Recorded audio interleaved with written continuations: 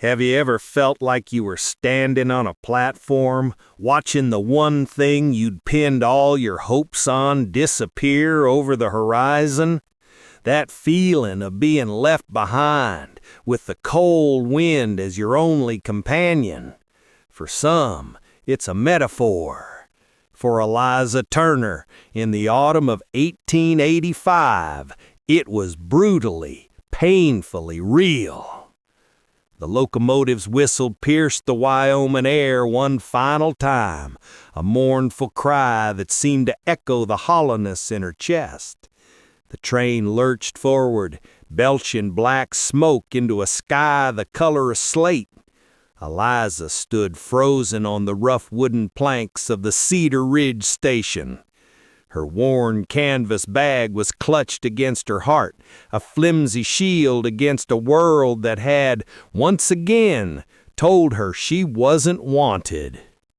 She had just become an abandoned mail-order bride. This wasn't just a simple change of heart. This was the culmination of 14 letters, 14 promises from a man named James McKinnon, who wrote of a small ranch, a life of quiet dignity and respectful companionship. Those promises had felt like a lifeline. To afford the train fare from Chicago, Eliza had sold everything that tethered her to her past: her mother's silver comb, her father's pocket watch, even her only winter coat. It was a gamble on a future she desperately needed to believe in. And it was the fourth time she had lost. Boston, Philadelphia, St. Louis, and now Cedar Ridge. Each time the story was the same, though the rejection came in different flavors. The first man had taken one look at her high cheekbones and copper-tinted skin, gifts from her Cheyenne mother, and declared he'd been deceived. Another had invented urgent business. The third simply hadn't shown up. As the few townspeople who'd witnessed her solitary arrival began to disperse, their whispers cut through the cold air sharper than any blade. "Another one," muttered Mrs. Henderson, the general store owner's wife. "Third one this year." The words were a casual cruelty, tossed into the air without a thought for the woman whose world had just crumbled. With only 17 cents in her purse, Eliza sank onto a bench. The weight of her disappointment was a physical thing, pressing down on her until she could barely breathe. She touched a small leather pouch hidden beneath her collar. Inside was a smooth river stone, her mother's protection charm. Her mother used to tell her that Maheo, the Great Spirit, watches over all his children. But in that moment, watching the dust settle on an empty track, Eliza felt entirely, terribly alone. As night fell, the station master, an old man with kindness in his weary eyes, found her there. He couldn't let her stay. He pointed her toward a bench outside the church, and seeing the depth of her despair, pressed a meal ticket in her hand for breakfast at his wife's boarding house. It was a small gesture in a vast sea of indifference, but it was enough. It was a single thread to hold on to. That night, on a hard wooden bench under a blanket of indifferent stars, Eliza Turner did not pray. She hadn't prayed in a long time, but she whispered a single, desperate plea into the darkness. "Just once, let someone see me as enough." The next morning, inside the warm, noisy boarding house run by the kind Mrs. Coleman, that plea found its answer. It wasn't a booming voice from the heavens. It was a tiny hand tugging on her sleeve. "Are you sad?" Eliza looked down into the biggest, brownest eyes she had ever seen. A little girl, no older than 4, stood beside her, her expression one of solemn understanding. "I get sad sometimes, too," the child said, as if sharing a profound secret. "Papa says it's because I miss Mama." Before Eliza could process this, the girl's father appeared in the doorway. He was a tall, broad-shouldered man named Thomas Hale, with storm-gray eyes that held a weariness to match her own. He was a farmer, a widower, and the father of this impossibly perceptive little girl, Annie. What happened next was a blur of a child's innocent, excruciating honesty. Annie, having decided that Eliza was sad just like them, invited her home. "She's all alone, Papa," Annie whispered, loud enough for the whole room to hear. "Maybe she could be my mama, just for a little while." Have you ever had a moment where your most private vulnerability is laid bare for the world to see? That was Eliza's moment. The pity, the whispers, the sheer mortification. But then she looked at Thomas Hale, and in his tired gray eyes, she didn't see pity. She saw recognition. He was a man drowning in his own grief, struggling to be everything for a daughter who needed more than he could give. When Eliza admitted she was a mail-order bride whose groom never came, Thomas made an offer. It wasn't a proposal of romance, but of practicality, of mutual desperation. A room at his small homestead, 5 miles out of town, in exchange for help around the house. A place to stay for a few days until she could figure things out. Annie sealed the deal with the most important question of all. Can you make real biscuits? Not Papa's rock ones. When Eliza softly answered yes, it was settled. An hour later, Eliza was on a wagon seat heading away from the town that didn't want her, with a grieving stranger and his motherless child. Annie, wedged between them, pointed at the clouds, seeing rabbits in the sky. And as the prairie rolled by, Eliza began to hum an old Cheyenne lullaby, a song about stars watching over sleeping children. Annie leaned her head against Eliza's arm. "This is our home now," she declared. And for the first time in a very long time, Eliza felt the faintest stirring of something she'd thought was lost forever. Not quite hope, but the possibility of it. The Hale homestead was simple, a small wooden house built by Thomas's own hands for his late wife, Sarah. The air inside was clean but hollow. It was a house, not a home. On the mantel sat a photograph of a smiling woman with Annie's eyes. This was Sarah's ghost, a presence felt in every corner, especially in the small room that was to be Eliza's. It had been Sarah's sewing room. In the corner, a half-finished quilt with a wedding ring pattern lay draped over a chair. He said that his wife had started it but never had the chance to finish it. He said that Annie liked to come in here sometimes because it still smells like her mama. Eliza was living in a dead woman's room, surrounded by the echoes of a love and a life cut short. But Annie, with her boundless energy, didn't allow for melancholy. She pulled Eliza through a tour of their world, the struggling garden Thomas tended with his self-proclaimed black thumbs, the chickens all named after flowers, the gentle milk cow, Bessie. That evening, Eliza took over the kitchen. She transformed Thomas's heavy ingredients into a light, golden cornbread, crispy salt pork, and seasoned beans. As Annie ate with delight, she exclaimed, "She can really cook, Papa." Thomas simply nodded, a quiet gratitude in his eyes. In the evenings that followed, a new rhythm began to form. Eliza would help Annie with her sewing, using the thimble that had belonged to Sarah. She would sing the songs her mother had taught her, Cheyenne lullabies mixed with the Irish ballads of her father. One night, as they sat by the fire, they began to trade stories. Eliza spoke of the parents she'd lost so young, her Irish father, who drank himself to death, unable to bear the town's contempt for his Cheyenne wife, her mother, who taught her the healing herbs before consumption took her. It was then that Thomas shared his own secret.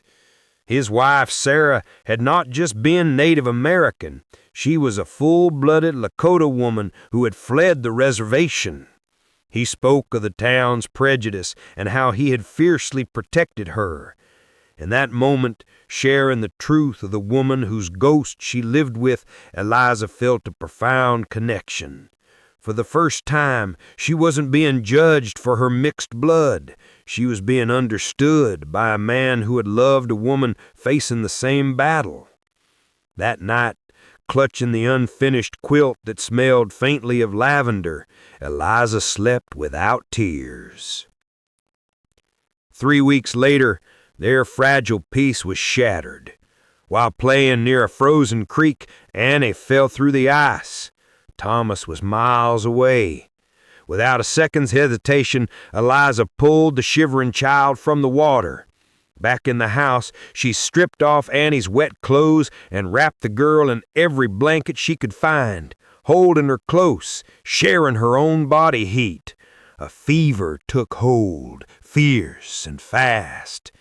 This is where Eliza's past became their future. She used the knowledge her mother, Morning Song, had passed down. She brewed a tea from willow bark and echinacea, sweetening it with honey. All through the night, as Thomas sat beside them, his face a mask of terror, Eliza held on. He held her hand, his grip like iron, confessing that Sarah had died from a swamp fever just like this. He was watching his nightmare unfold all over again. But this time, the story would end differently. By morning, Annie's fever broke. Her first waking word was a soft, sleepy, "Miss Liza?" The relief in the room was a living thing.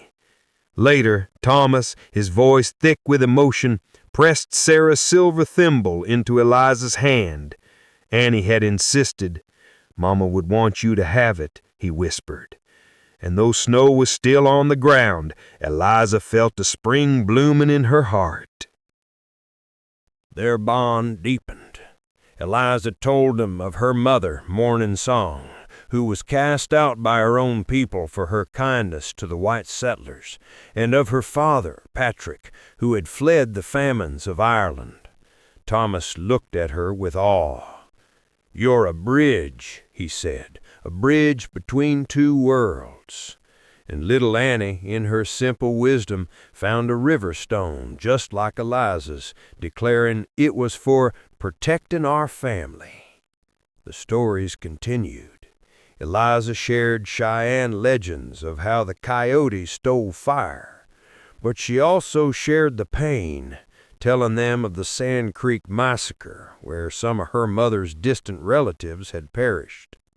Thomas grew quiet and confessed that as a young man he'd been in a saloon and heard soldiers bragging about the atrocities they'd committed there. They were two people from different worlds, bound by a shared history of sorrow and survival.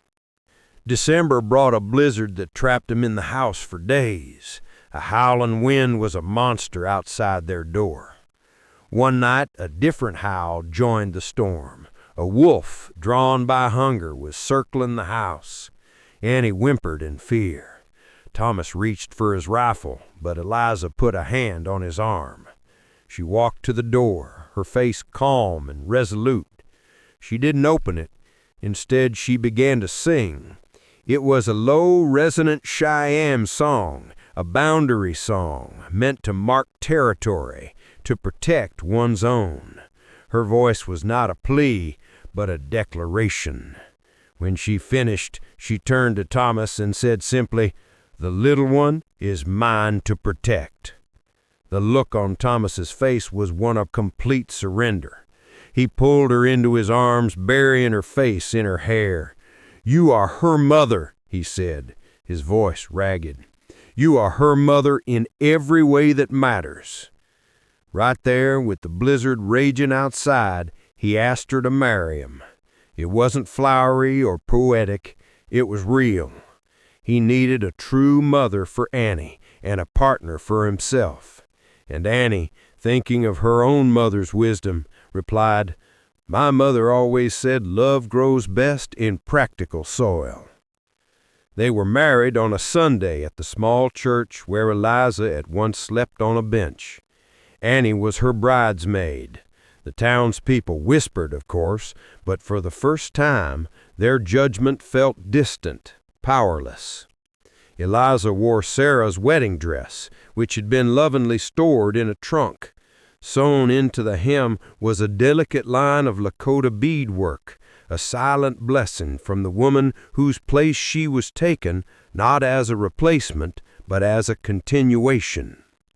The following autumn their homestead was thriving. The garden bloomed under Eliza's care. The town, having witnessed her healing skills and her dedication to teaching the local children to read, had slowly, grudgingly come to accept her. Eliza was pregnant. One afternoon, as she stood on the porch, Thomas came up behind her, wrapping his arms around her and their unborn child. Annie, now 5, was in the field picking wildflowers for the new baby. "Look at all my girls," Thomas said, his voice full of a peaceful joy Eliza never thought possible. Their family, built on a foundation of loss, was now a beacon of hope. So much so that when a young 18-year-old woman named Maria Gonzalez, of mixed Mexican and Negro heritage, was abandoned at the Cedar Ridge station, just as Eliza had been, Thomas and Eliza didn't hesitate. They brought her home.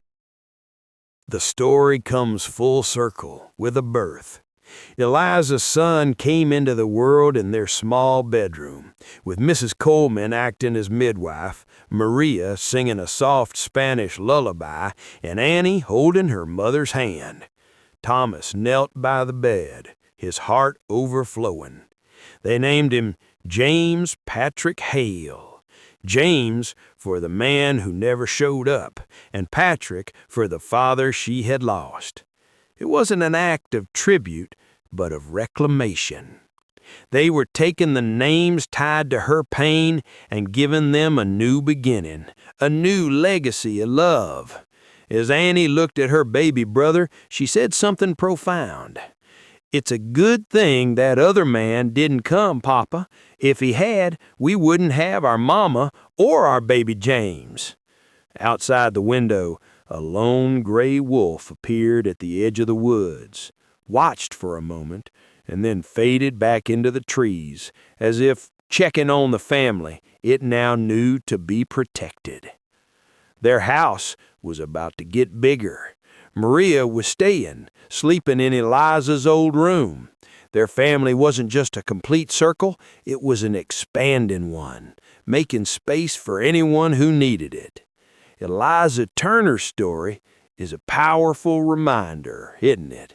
A reminder that sometimes our most desperate, unanswered prayers are the greatest gifts we could ever receive.